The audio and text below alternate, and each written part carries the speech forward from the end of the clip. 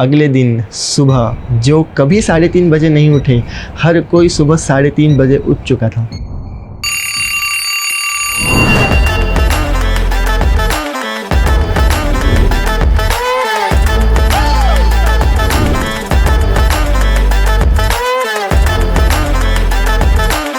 लगभग आधे घंटे में नहाने धोने के बाद मैं तैयार हुआ। तैयार होने के बाद हम लोग दौड़े दौड़े वहाँ पे चले गए मंगल आरती के। तो मैं भी जल्द ही मंगल आरती में अपने युवा क्लब मेंबर्स के साथ शामिल हो गया। तो वो मेरी पहली मंगला आरती थी। सुबह की मंगल आरती के बाद हम लोग तुलसी जी की आरती की, फिर शिक्षाष्टकम हुआ, उसके बाद में हम लोगों ने तुलसी जी को जल अर्पण की, और फिर very main and important part जप शुरू हुआ।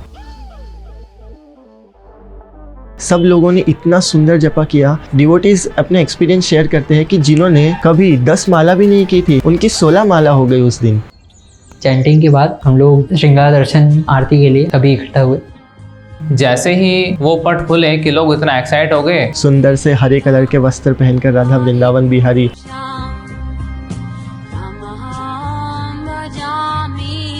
हर जगह डिवोटीज, वहाँ पर इतना सुंदर वातावरण, कैसे वर्णन करूँ मैं उसका। फिर उसके बाद हुई गुरु पूजा। तब वहाँ पर जय सच्चिदानंद प्रभु ने बहुत ही मधुर तरीके से गुरु पूजा के लिए गुरु वंदना गाई। वो मेरे लिए काफ़ी मेस्मराइजिंग मोमेंट था।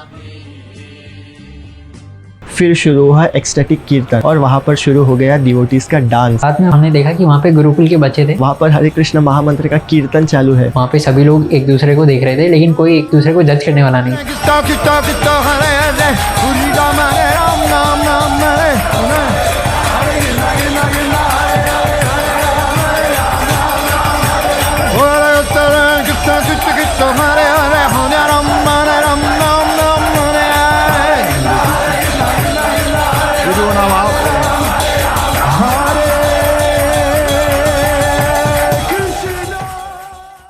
फिर उसके बाद एक बहुत ही एक्सटेटिक पार्ट आया हमारे ट्रिप का, वो था वृंदावन फॉरेस्ट यात्रा, जहाँ हमने एक परिक्रमा करने के बाद में श्री मदन मोहन मंदिर की ओर झूमते हुए जाते हैं।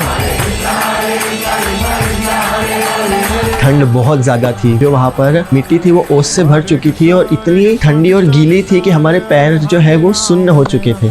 लेकिन उसके बाद भी डिवोटीज एक्सटेसी में नाचे जा रहे हैं।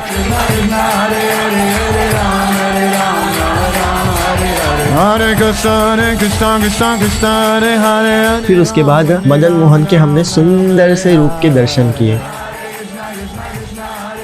श्री मदन मोहन मंदिर के दर्शन करने के बाद हम सभी नाश्ता करने के लिए इकट्ठा होते हैं। सुबह के ब्रेकफास्ट में हमें पोहा और मिठाई में हमें पेड़ा दिया गया। हम लोगों ने उसको काफ़ी एंजॉय किया। तो छोटी सी रेस्ट करने के बाद हम सभी जो है वृंदावन फॉरेस्ट के टूर के लिए निकलते हैं। फिर प्रसन्नजीत प्रभु हमें अलग अलग मंदिरों में लेकर गए और हम लोगों ने वहाँ के सारे मंदिर विजिट किए और वहाँ पर उन्होंने उन मंदिरों की इम्पोर्टेंस बताई और उनके जो विग्रह हैं वो किस प्रकार से प्रकट हुए थे उनके बारे में हमें बताया। उन सारी चीज़ों के विषय में हमें प्रसन्नजीत प्रभु ने डिटेल में बताया। राधा दामोदर मंदिर में श्रील प्रभुपाद जी का रूम था। जब श्रील प्रभुपाद जी वृंदावन में रहा करते थे, वहाँ पर श्रील प्रभुपाद जी का एक सुंदर सा विग्रह रखा था। ऐसा लग रहा था मानो कि श्रील प्रभुपाद साक्षात वहाँ बैठे हैं। वहाँ पर श्रील प्रभुपाद जी के पुस्तकें रखी हुई थी, उनके टाइपराइटर्स थे और बहुत ही सुंदर जगह थी। वो देखकर हमें लगा श्रील प्रभुपाद जी ने हमारे वेलफेयर के लिए कितने सेक्रीफाइसेस किए। पूरा वृंदावन फॉरेस्ट हम जो है एक्सप्लोर करते हैं और वो बहुत ही सुंदर एक्सपीरियंस रहा।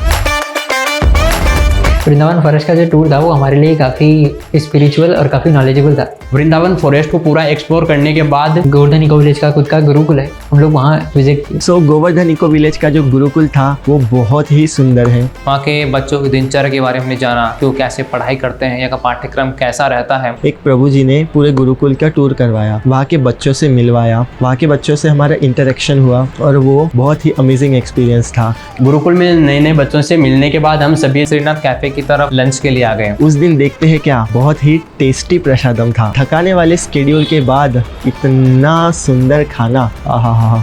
टेस्टी प्रसादम लेने के बाद हमें बुलावा आया गौरांग दर्शन प्रभु के लेक्चर का। तो लंच के बाद हम सभी निकलते हैं राधा गोविंद जी मंदिर की ओर। गौरांग दर्शन प्रभु गोवर्धन इको विलेज के डीन है and he is such a big personality in Govardhan eco village. उसके बाद भी उन्होंने हमारे लिए समय निकाला। उन्होंने पूरी सेशन के दौरान अजामिली कहानी के माध्यम से हमें एसोसिएशन और हरि नाम का हमें महत्व बताया। मुझे काफी अच्छा लगा। गौरांग दर्शन प्रभु का लेक्चर बहुत ही नॉलेजेबल रहा। बहुत कुछ हमें उस लेक्चर से सीखने मिला। मिला। गौरांग दर्शन प्रभु के लेक्चर के बाद फिर प्रसन्नजीत प्रभु ने हमें एक एक्टिविटी करवाने के लिए यज्ञशाला के अंदर बुलाया। एक्टिविटी का नाम था ट्रेजर हंट। प्रसन्नजीत प्रभु ने हम सब 4 अलग अलग ग्रुप्स में बांट दिया था। जगन्नाथ, बलदेव, सुभद्रा और सुदर्शन। गेम कुछ ऐसा था कि व्हाट्सएप ग्रुप्स में कुछ पहेलियां भेजी गई थी। उन पहेलियों को सुलझा कर हमें गोवर्धन इको विलेज में वो किस जगह के बारे में बता रही है उस जगह पर जाना था और उस जगह की किसी चीज या उस जगह की फोटो खींचकर लेकर आना था। मैं सुदर्शन का लीडर बना। हम लोगों ने एक स्ट्रेटेजी प्लान की,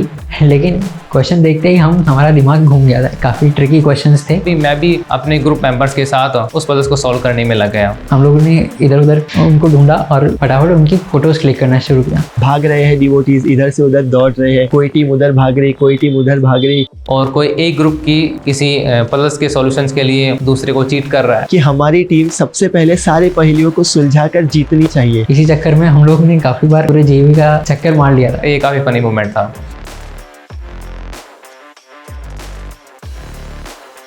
लेकिन जगन्नाथ टीम जो है वो काफी अच्छे मार्जिन से हम लोग से जीत गए थे। फिर उसके बाद हम सब लोग चले गए श्रीनाथ जी कैफे में और श्रीनाथ जी कैफे में हम सभी डिवोटीज ने भरपेट खाना खाया। फिर जाकर सारे डिवोटीज सोने लगे। सो इस प्रकार से डे 2 हमारा खत्म हुआ। सो डे 3 भी उसी एक्सटेसी के साथ शुरू हुआ। सभी डिवोटीज उठे, नहाया और मंगला आरती अटेंड की। मंगला आरती अटेंड करने के बाद चैंटिंग हुई और चैंटिंग के तुरंत बाद हम सभी इकट्ठा हुए। उसके बाद हम लोगों ने बस बोर्ड करके हम लोग यात्रा शुरू कर दी और इस प्रकार गोवर्धन इको विलेज से हम निकल चुके थे। तो तकरीबन हम 11 बजे इस्कॉन जू में पहुंचते हैं। इस्कॉन जू में पहुंचने पर एक अलग एक्सपीरियंस हुआ। हम लोगों ने राधा रास बिहारी के दर्शन किए। जो 3-4 घंटे की थकावट थी वो एक पल में गायब हो गई। दर्शन के बाद हम लोग श्रील प्रभुपाद जी के क्वार्टर्स देखने के लिए चले गए, जहाँ पे इंडिया में रहकर उन्होंने अपने जीवन का सबसे ज्यादा समय व्यतीत वहाँ पे किया। क्वार्टर्स में उनके रूम्स और उनका विग्रह बनाया गया। उसे देख के हमें ऐसा लगा कि साक्षात श्रील प्रभुपाद जी वहाँ पे विराजमान है। इस्कॉन जू से निकल के हमने बस बोर्ड की पवई के लिए। पवई में हम गए बरसाना धाम वॉइस। बरसाना धाम वॉइस एक बेस है जो कि IIT बॉम्बे का बेस है, जहाँ पर IIT बॉम्बे के स्टूडेंट्स रहते हैं। वहाँ पर प्रिय गोपेश प्रभु ने हमारा स्वागत किया। बरसाना धाम में प्रसादम में दाल चावल रोटी गोभी की सब्जी और जूस परोसा गया जो कि काफी स्वादिष्ट था। वाकई में ऐसा खाना सिर्फ इस्कॉन में आके मिलता है। फिर प्रिया गोपेश प्रभु ने हमें बरसाना धाम वॉइस के बारे में बताया कि यहाँ पे IIT बॉम्बे के स्टूडेंट्स जो हैं स्टे करते हैं और यहाँ पर अपने एजुकेशनल क्वेश्चन के साथ साथ अपने स्पिरिचुअल क्वेश्चन को भी पूरा करते हैं। हम बस में बैठे और हम सब निकल पड़े गिरगांव इस्कॉन चौपाटी के लिए। इस्कॉन चौपाटी का जो मंदिर है वो एक्चुअल में फर्स्ट फ्लोर पे लोकेटेड और चौपाटी का मंदिर बहुत ही सुंदर मंदिर है। हम लोग सीधा फर्स्ट फ्लोर पे गए। फर्स्ट फ्लोर पे हमारा चैतन्य चरण प्रभु जी का लेक्चर था। Chaitanya Charan Prabhu is such a deep intellect, he is a very intelligent person. Chaitanya Charan Prabhu ने हमें लेक्चर के माध्यम से ये बताया कि साइंस और स्पिरिचुअलिटी जो कि हम लोग सोचते हैं कि तो अलग अलग डायरेक्शन में पॉइंट कर रहे हैं, वो एक्चुअल में एक ही डायरेक्शन में है। उन्होंने समझाया कि स्पिरिचुअलिटी का लाइफ में क्या इंपॉर्टेंस होता है। और उस डीप लेक्चर होने के बाद प्रसन्नजीत प्रभु ने सभी पार्टिसिपेंट्स को, सभी डिवोटीज को जो कि गोवर्धन इको विलेज की यात्रा के लिए आए थे, उन सभी डिवोटीज को गिफ्ट डिस्ट्रीब्यूट किए। सारे डिवोटीज को गिफ्ट डिस्ट्रीब्यूशन होने के बाद हम लोगों ने श्री श्री राधा गोपीनाथ जी के दर्शन किए और वहाँ का जो मंदिर है वो काफ़ी बेहतरीन तरीके से डिज़ाइन किया गया है। वहाँ पे गोल्ड कार्विंग्स है और काफ़ी सुंदर विग्रह बनाए गए हैं। श्री श्री राधा गोपीनाथ के सुंदर विग्रहों के दर्शन किए और डांसिंग कीर्तन हुआ।